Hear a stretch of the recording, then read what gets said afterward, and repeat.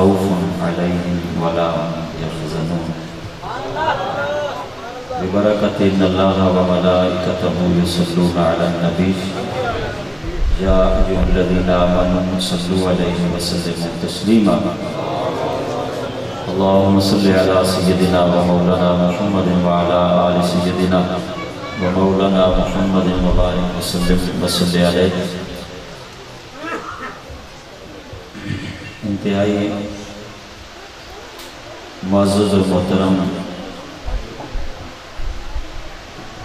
سامعین و ناظرین و حاضرین، طریقت نسبت رسولی سے وابستہ متعلقین متوسلین،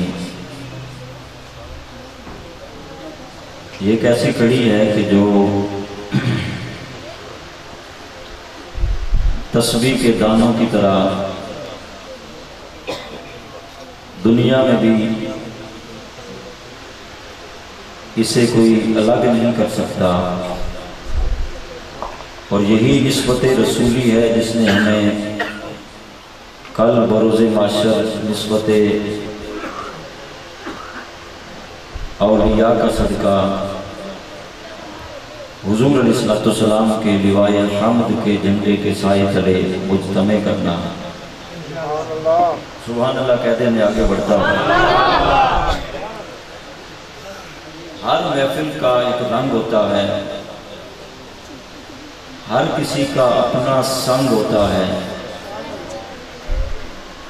لیکن ہمارا جو تعلق ہے، ہماری جو وابستگی ہے، ہمارا جو سلسلہ ہے، یہ رنگ میں بھی نرالا ہے، سنگ میں بھی نرالا ہے۔ اس لیے کہ ہمارا جو سلسلہ ہے یہ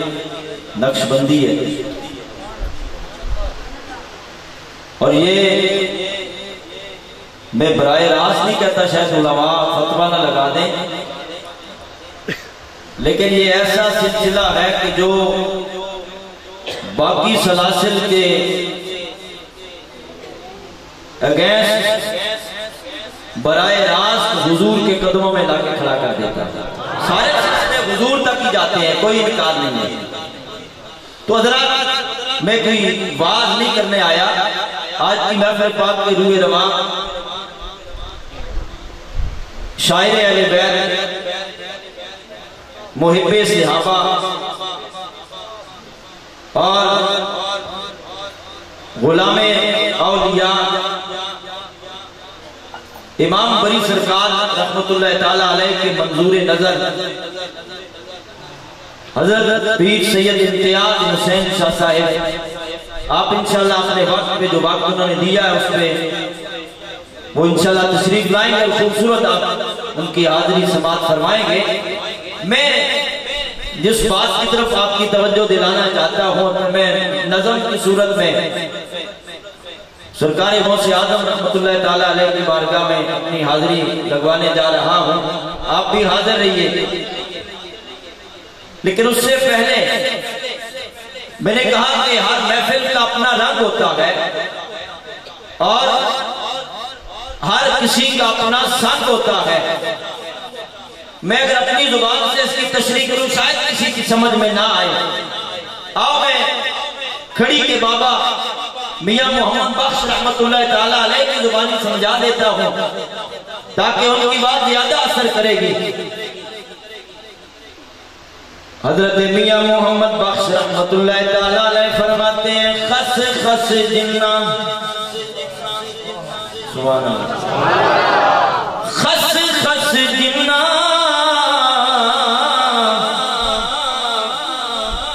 قدر نہ میرا میرے صاحب نو وڈے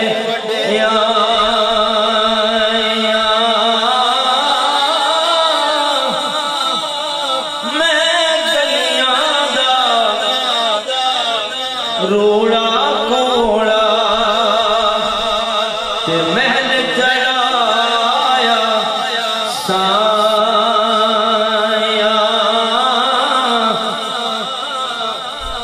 میں گلیاں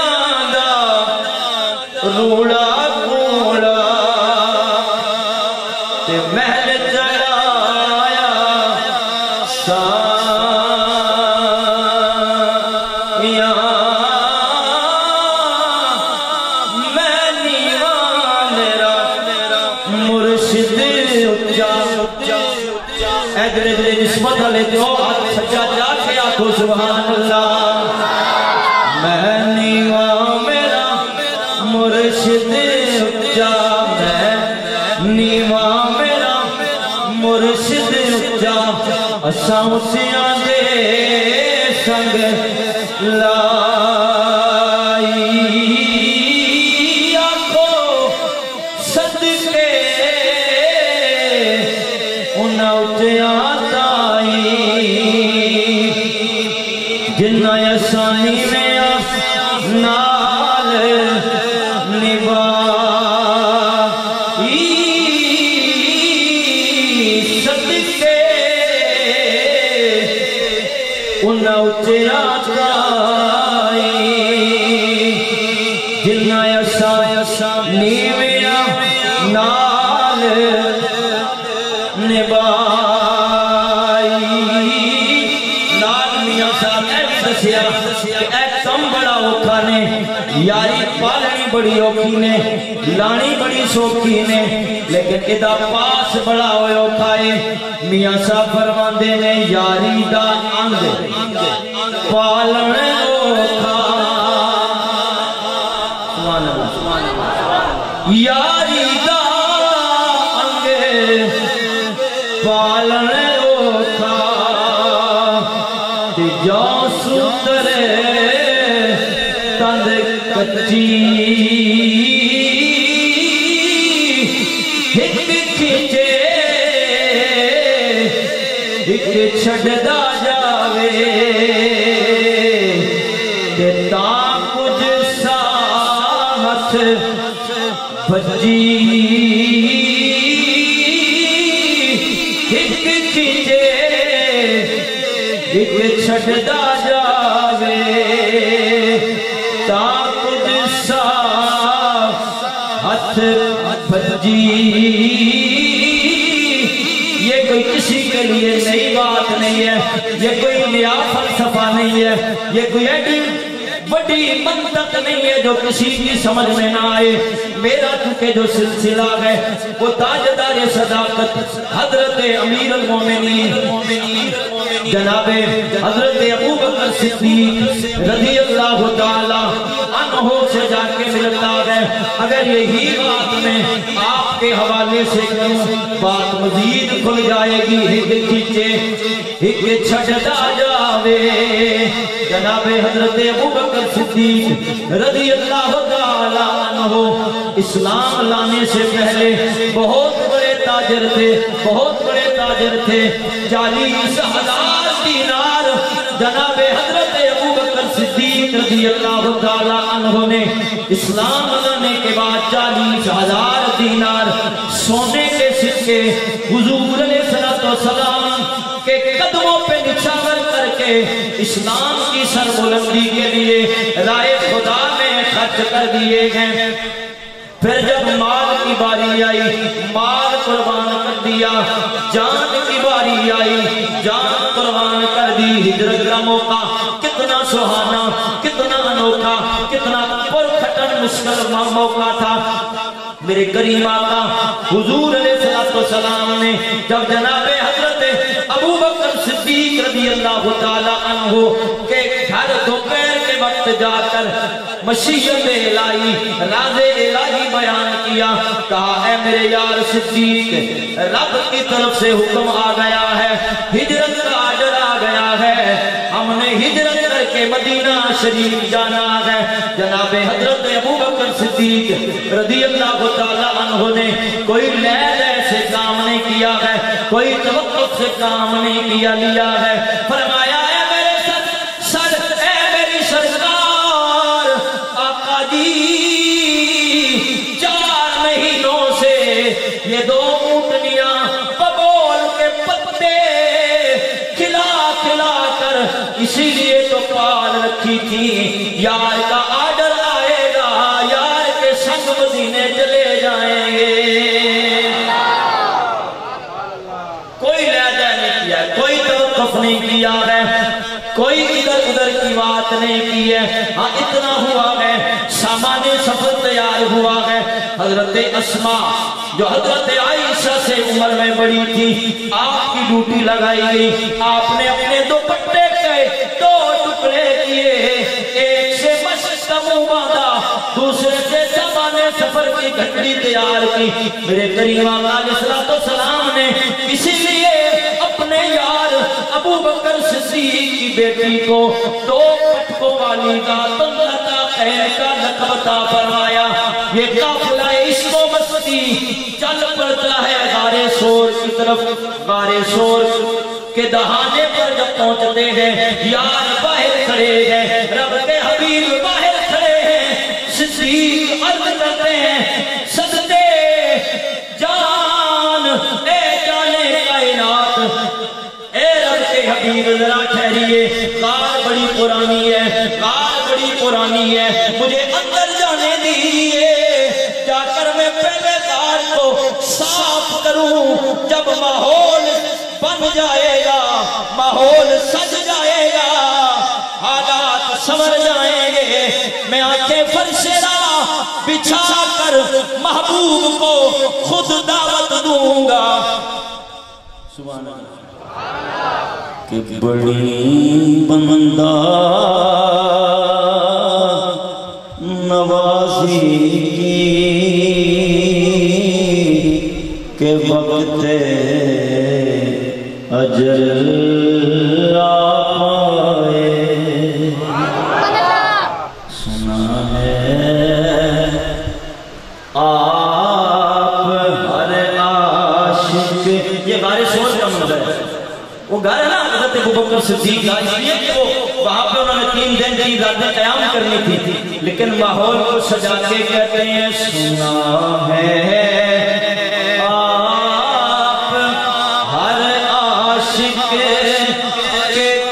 تشریف لاتے ہیں، تشریف لاتے ہیں، میرے گھر میں بھی ہو جائے چراغاں یا رسول اللہ،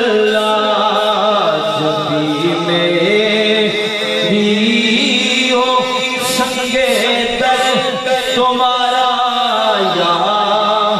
رسول اللہ، تمہارا یا رسول اللہ۔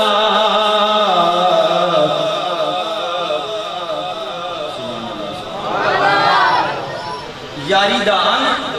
پالن اوکھا۔ تو جناب حضرت ابوبکر صدیق رضی اللہ تعالی عنہ نے جا کر غار کو صاف کیا موذیوں سے۔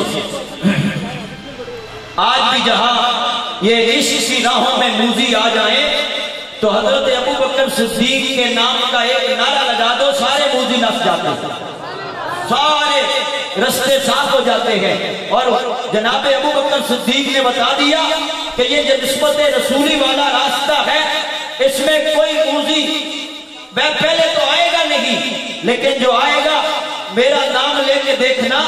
خود بخود راستہ صاف ہو جائے گا۔ آپ نے ماحول بنا دیا، غار صاف ہو گئی، اور جناب حضرت ابوبکر صدیق رضی اللہ تعالی عنہ نے حضور کو دعوت دی، حضور اندر تشریف لے کے جاتے ہیں۔ اب اس کا دوسرا پہلو دیکھیں نا، حضرت ابوبکر صدیق نے اتنی قربانی دی ہے تو فرمایا ایک کھچے ایک چھڑدا جاوے۔ اب حضرت ابوبکر صدیق نے اتنی قربانی دی تو جو رب کے محبوب ہے دیکھیں انہوں نے ابوبکر صدیق کو صلہ کے ساتھ فرمایا۔ جب ماحول سج گیا حضرت ابوبکر صدیق نے گود بچھائی، رب کے محبوب جا کر آرام کرنے لگے۔ حضرت ابوبکر صدیق عرض کرنے لگے آقا جی پیاس لگی ہے، پانی کی طلب ہے، پیاس پانی العطش العطش، پیاس پیاس پیاس۔ میرے محبوب کونین صلی اللہ تعالی علیہ وآلہ وسلم نے یہ نہیں فرمایا ابوبکر صدیق ہم حرم سے نکلے ہیں، پیدل سفر کے کر کے آئے ہیں، راستے میں کوئی چشمہ نہیں دیکھا، کوئی کنواں نہیں دیکھا، کوئی نہر نہیں دیکھی، پانی کا کوئی سلسلہ نظر نہیں آیا، تھوڑا برداشت کرنا پڑے گا۔ لیکن میرے آقا علیہ السلام نے یہ نہیں فرمایا میرے یار تو نے میرے لیے اتنی قربانیاں دی ہیں، کیا یاد کرے گا دنیا قیامت تک جب یاری کی مثالیں دے گی ابو بکر صدیق جیسا یار کسی کو نظر نہیں آئے گا، محبوب جیسی یاری کسی کو نظر نہیں آئے گی۔ میرے آقا نے فرمایا اذهب الى صدر الغار، او غار کے دہانے پہ چلا جا۔ یار نے پھر کوئی بات نہیں کی ہے، میرے خود غار صاف کی ہے، کوئی چشمہ نہیں ہے، کوئی نہر نہیں ہے، کوئی کنواں نہیں ہے، یہ کیا بنے گا؟ یار آنکھیں بند کر کے غار کے دہانے پہ جاتے ہیں، پیاس بجھا کر واپس آتے ہیں۔ میرے آقا نے خود پوچھا ابو بکر پانی پی لیا؟ ہاں جی یا رسول اللہ پی لیا، لیکن اتنا میٹھا پانی، اتنا لذیذ، برف سے زیادہ ٹھنڈا، دودھ سے زیادہ سفید، مشک و عنبر سے زیادہ خوشبودار آج تک نہیں پیا ہے۔ یہ ہے یاری، اور یہ یاری کا جو انگ ہے، یہ جو سلسلہ ہے، اس کا جو لحاظ ہے، اس کی مثال میرے آقا نے قائم کر دی۔ فرمایا ابو بکر صدیق یہ دنیا کا پانی نہیں ہے، یہ تیرے لیے رب نے جنت سے، کوثر سے، سلسبیل سے ایک نہر غار سور میں جاری فرما دی ہے۔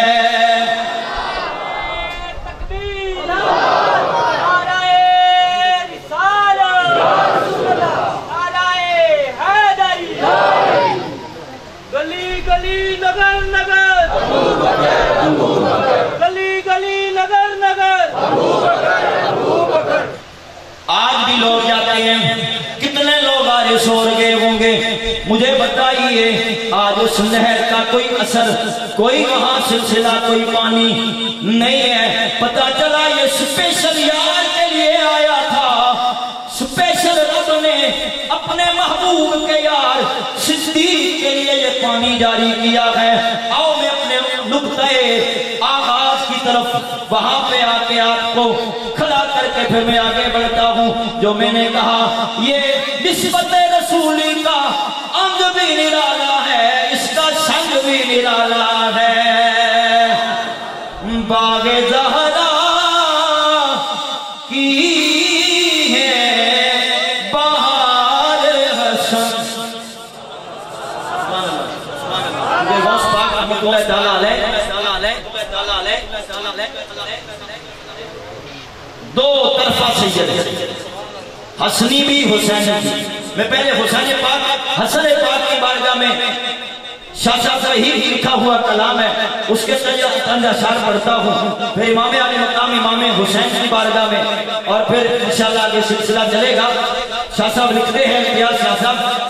کہ باغ زہرا کی ہے بہار حسن، اے حضور میں سید آ گیا، اے میرا بیٹا سید ہے، یعنی سردار ہے، اے دو جماعتوں کے درمیان صلح کرائے گا، خون ریزی ختم کرائے گا۔ او دی شان سنو، باغ زہرا کی ہے بہار حسن، ایسے نہیں شاید اسی پہلے مطلب پہ ہی میری بات ختم ہو جائے، لیکن جب امام حسن مجتبی کا نام آئے، اب آپ کے جذبوں میں جو نانی آنی چاہیے، آپ کے جذبوں میں ابار آنا چاہیے، پتہ چلے کہ یہ نسبت رسولی سے تعلق رکھنے والے، یہ حضور کے غلام، حضور کی ہر نسبت کا لحاظ رکھنے والے ہیں۔ باغ زہرا کی ہے بہار حسن، نسل حیدر قائد بقار حسن، نسل حیدر قائد بقار حسن، جس سے ساری دل منور ہو، نور حق کا ہے وہ مینار حسن، نور حق کا ہے وہ مینار حسن، باغ زہرا کی ہے بہار حسن نسل حیدر کا ایک وقار حسن اور شمسہ سے مقصد لکھا سماعت فرمائے تیرے قدموں پہ بار دے سید اس کی جانے ہو اگر ہزار حسن اس کی جانے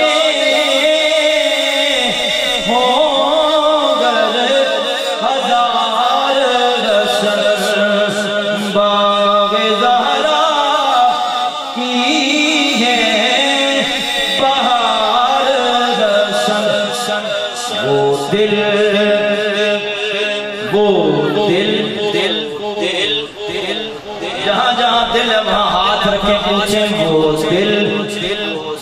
ہی کیا کہ جس میں سمویا نہیں حسین وہ دل ہی کیا کہ جس میں سمویا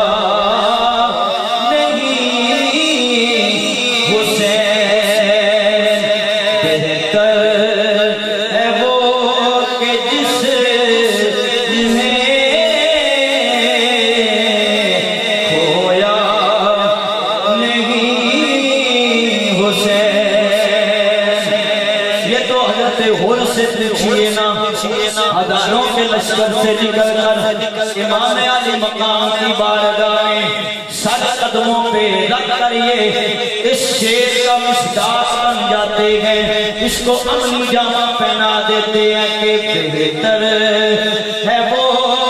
کہ جس میں کھویا نہیں حسین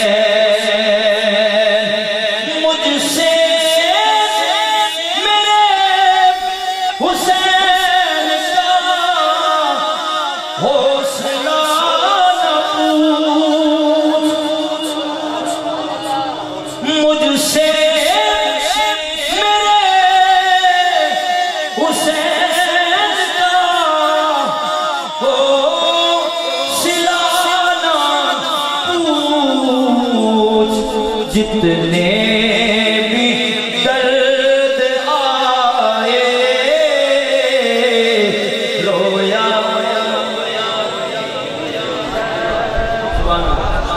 امام حسن مجتبہ بھائی بھائیاں دے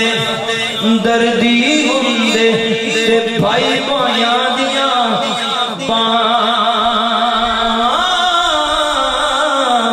حضرت امام حسن مجتبہ رضی اللہ تعالیٰ عنہ سر سے لے کر ناف تک شفیع مصطفیٰ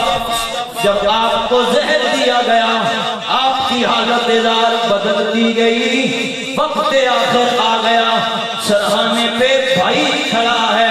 اور وہ بھائی کھڑا ہے وہ ویر کھڑا ہے جو جب حضور کی نظروں کے سامنے سے گزرتے میرے آقا فرماتے صحابہ یہ وہ میرا بیٹا حسین جا رہا ہے جس پہ میں نے اپنا بیٹا ابراہیم وار دیا ہے وہ جناب امام علی مقام اپنے بھائی کے سرحانے کھڑے ہیں اب خود سوچئے دل پہ کیا گزرتی ہوگی بڑا بھائی ہے اور اتنا بڑا ہے جسے حضور نے سید کہہ دیا ہے سردار کہہ دیا ہے وہ بھائی کلیجہ منہ کو آ رہا ہے امام علی مقام بار بار پوچھتے ہیں بار بار سوال کرتے ہیں بھائی حسن میرے کان میں کچھ کہہ دو پتہ چلے کیا معاملہ ہوا ہے امام حسن مجتبہ برابر فرماتے رہے اے میرے بھائی حسین حوصلہ رکھ میں نے اپنا فیصلہ خدا کے کر دیا ہے۔ اب بھائی ہے جو حالت ندہ میں ہے، حالت زار میں ہے،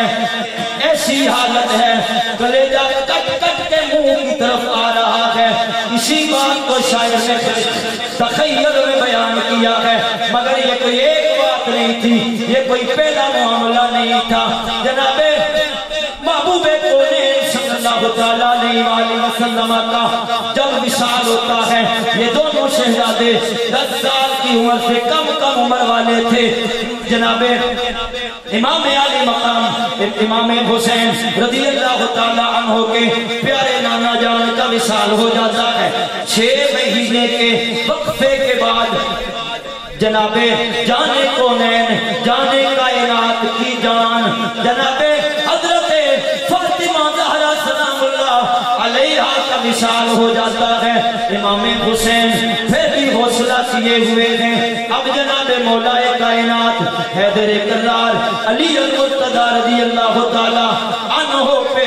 کوفہ کی جامعہ مسجد میں حملہ ہوتا ہے، آپ زخمی ہو جاتے ہیں۔ فستو بے رب الکعبہ کا نعرہ لگا کر جان اپنی جان آخری کے سپرد کر دیتے ہیں۔ حسین کے حوصلے پھر بھی بلند ہیں۔ جب امام حسن مجتبیٰ کا آخری وقت آیا، خود سوچو اتنے بڑے حوصلے والا، اتنے بڑے حوصلے والا، اتنے بڑے کلیجے والا، اسی لیے تو شاعر کہتا ہے مجھ سے میرے حسین کا حوصلہ نہ پوچھ، جتنے بھی درد آئے رویا نہیں حسین، جتنے بھی درد آئے رویا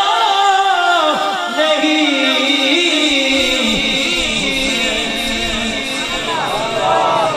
کہہ دو ہوا سے،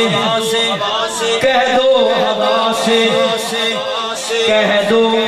ہوا سے کہ اب شور نہ کرے۔ یہ بھی ہو سکتا ہے کہ ہوا ہو اور اس کا شور نہ ہو، یعنی ہمیں تو آواز نہیں آتی، محسوس نہیں کر سکتے ہیں، لیکن یہ فضا، یہ ہوا، یہی ہوا تو طوفان بن کر سمندروں سے نکلتی ہے اور پھر طوفان بپا کر دیتی ہے، یہ تو ناممکن ہے۔ لیکن شاعر اپنی محبتوں کا اظہار کرتا ہے، کہہ دو ہوا سے کہ اب شور نہ کرے۔ اسی تیار ہو سوچ میں پھر اگلا مصرع پڑھ سا، کہہ دو ہوا سے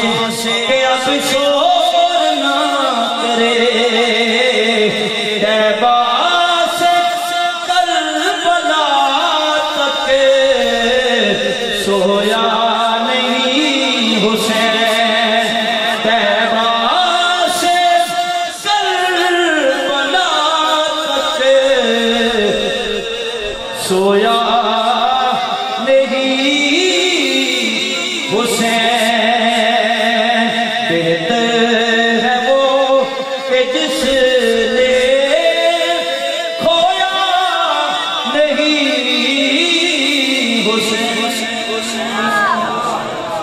بغداد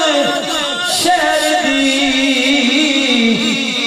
کی یہ نشانی، اچھیاں لمیاں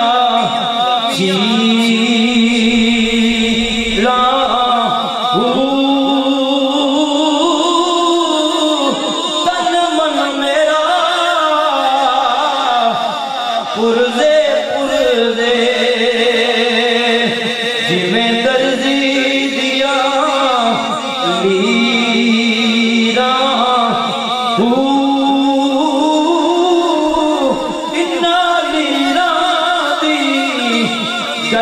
کفنی پاکے رنسا سنگ فقیران،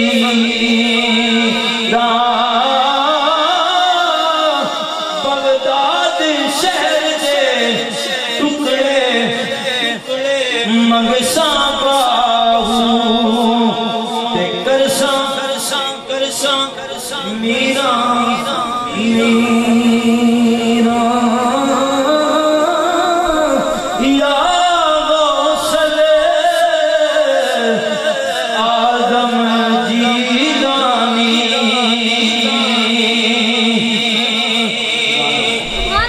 محبت سے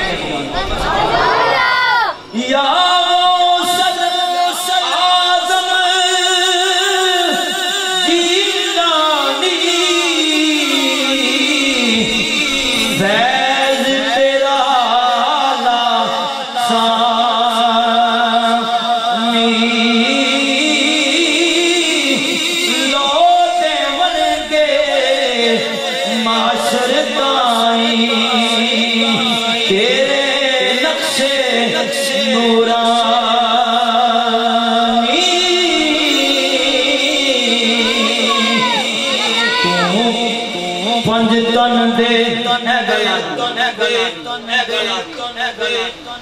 جدی بیست میں امام حسن